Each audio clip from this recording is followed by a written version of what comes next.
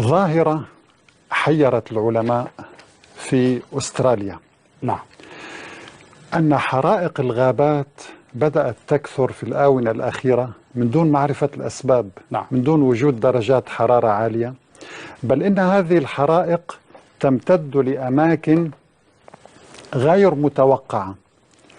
فقام العلماء بجامعة سيدني الأسترالية بدراسة غريبة من نوعها، نعم. واكتشفوا سرا، يعني الحقيقة لأول مرة يعرض هو في السنة الماضية 2018. سبحان الله. ولكن نبينا صلى الله عليه وسلم حذر منه قبل 14 قرنا. الله الله الله.